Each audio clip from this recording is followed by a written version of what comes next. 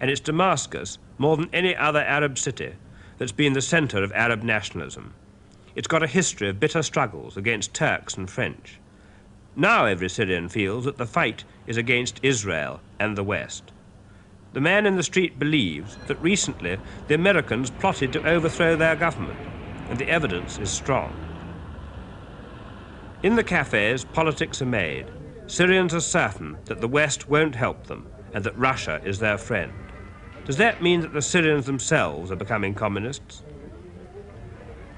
Public opinion outside Syria is quite different from the real situation here, because the Americans and all the allies who cooperate with America are describing Syria to be communist.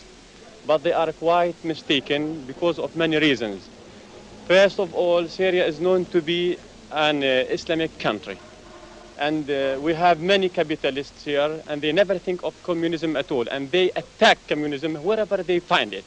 And they are now being led by the symbol leader, Abdel Nasser, who has never been, charged with communism at all. Our policy is not different from that of Abdel Nasser. Is anybody here a communist? Are you a communist? No, I am a capitalist. You're a capitalist. So do I. Are you a communist? No, but capitalist. Do you think that do you think that Syria is in danger of going communist? No, I don't think so. In the prosperous quarter of Damascus, I spoke to 3 rich businessmen whose riches would be gone if communism came. Like everyone else in Syria, they're obsessed with fear of Israel. If you remove the danger of Israel, we might have time to think about the danger of becoming communist. I myself am called a millionaire, but I prefer 100 times to become a communist and not to leave the Jews take my land and take my home and to throw me as a refugee to the desert the way they have thrown our brothers from Palestine. If you answer to a question that I will ask, are you going to attack us again? You mean attack anybody in the Arab world? Any of the Arab world, exactly. But don't you feel that perhaps Syria may have taken at least a partial first step towards becoming a satellite country by this recent economic agreement? Oh, good heavens, no. No satellites. We cannot become a satellite. We have fought our way to independence through a lot of suffering, and we're not going just to give it away like that for nothing. Which way did you vote at the last election? Well, among those for whom I have voted is Khalid Bugdash, a communist member of the parliament. You're a millionaire. Why did you do that? Exactly because I am a millionaire, I have voted for him, because I am accused here to be pro-West. And all my good friends, they are from the Western countries. So many times we explained to them our situation. So many times we tried to correct their mistakes, and they never understood us.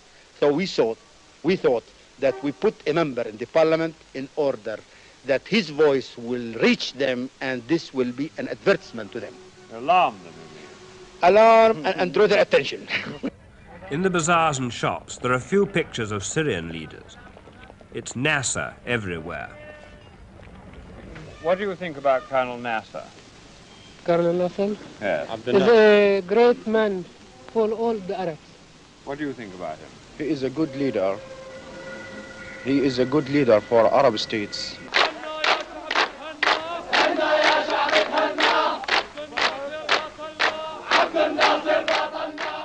Nasser is our friend and leader, is the theme of this song, which the Syrian soldiers insisted on singing to me.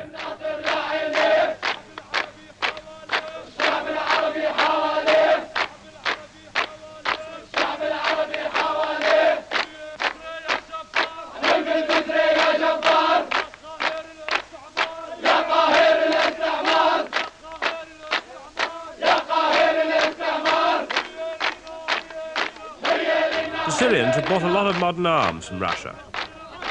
It's doubtful whether even their regular soldiers could use them effectively, nor could these volunteers who belong to the popular resistance movement.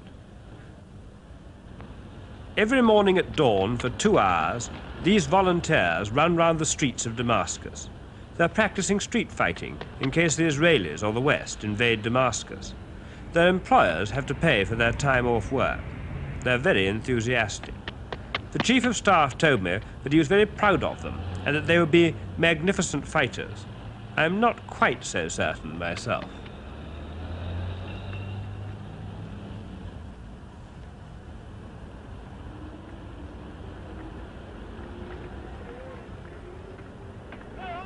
General Bisri, how many pro-communist officers do you think there are in the Syrian army?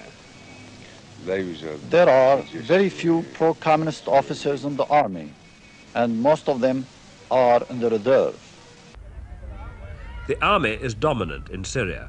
It's not true that they don't interfere in politics. They've changed the government several times by force since the war. But this showroom was about the only sign of the Russians that I could find in the Damascus streets. Yaz, Gaz, Maz are all Russian makes of car.